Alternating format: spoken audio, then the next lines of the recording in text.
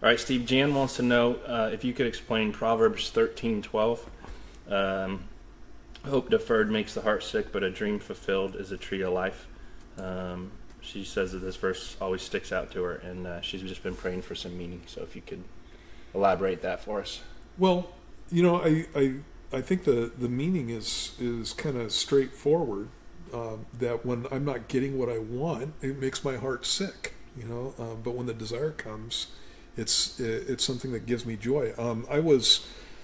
I've been in situations a couple of different times where I was praying about big things in my life that were kind of life changing, and God had told me that He was going to give them to me. And so one of them was being a pastor. And so I'm working in construction, and I'm a pastor, or I'm not a pastor yet, but I'm an assistant pastor. And God had told me that I was going to have my own fellowship, and that He was going to use me in that way. I was there for 7 years, working in construction and waiting on that whole thing.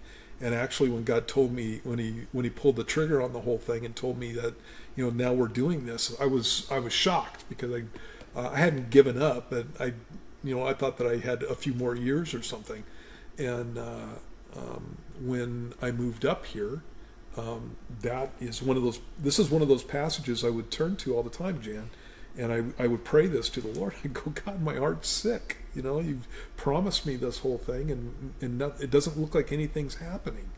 And when God finally pulled the trigger with me, it was just the coolest thing.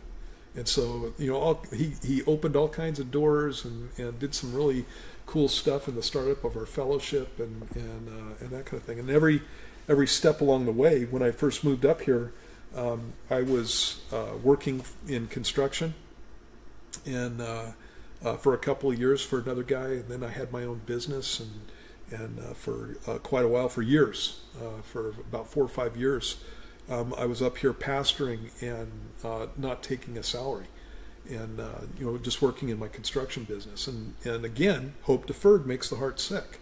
And so on one level, I really liked it, because I wasn't being a burden on the church, and on another level, I was just like, I'm spending 60 hours a week working in construction, building things that are going to be destroyed in the tribulation period. And, that's how I think of it. This is all coming down, man. And so nothing that I was doing was going to last forever. And just waiting on the Lord to open up the doors, and finally He did. And so again, hope deferred makes the heart sick. It was the same thing when I was before I was married. Hope deferred makes the heart sick. I was constantly pining over the fact that I had no one, and griping at God about that whole thing, until I met my wife, and then I got married, and then it just became this really cool thing. So Some of the keys, I think, to that is that when it says hope deferred, I mean, obviously the hope has to be a definition of biblical hope. You're talking about things that the Lord told you. Not hoping in, some chick that you think is your wife that doesn't work out. Yeah. And then so there's a specific hope that is going to be fulfilled, not whatever you want, or right. Yeah. But you didn't give up. So when you're an assistant pastor or whatever, you're talking about 7 years, like, you didn't just bag it. Right. The dream was fulfilled through the process. If you would have just walked away or whatever, like, you got to continue on. Yeah, exactly. For the processes of God to play out. Yeah. The Bible talks about the fact that God is the one who's supposed to be in control of my life, and so He knows when if he gives me something, in the sense of He tells me that something is going to take place, and that's what I'm talking about in every single one of these situations. God had already spoken to me about things that were going to take place in my life, and that's why I had the hope. It was a settled hope, in the sense that I knew that I was going to be a pastor, and I knew that I was going to be on staff, and I knew that I was going to be married, and I knew that I was going to have children. Me and my wife didn't have children for the first 13 years of our marriage.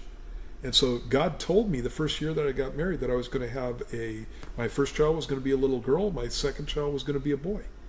And I didn't know anything about anything from that point on. And that's what I had.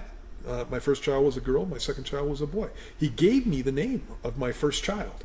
And so Bethany was named by God, like literally. and the first year that I got the year that I got married. And so for that 13 years, I'm waiting for the promise that God had given me. And there were times when I was thinking, did God really say that to me? And then I would think about it, and I was like, yeah, he said that to me. And so when the whole thing came down, it was, just like it says, a tree of life. It was this thing that was just a really cool thing in my life. And it's like that with both my kids. They're just a blessing to me. And so when I think of this verse, I'm not thinking of stuff that I just want. Yeah. I wanted to be an astronaut. I wanted to be a fighter pilot. I wanted to be a aerospace engineer before I became a Christian. I wanted all those things. And after I became a Christian, I realized that what I want is not necessarily what God has planned for me. But when God speaks to me about something, that's where I set my hope. Yep. And so, that's what, that's my take on that passage there. All right. Awesome.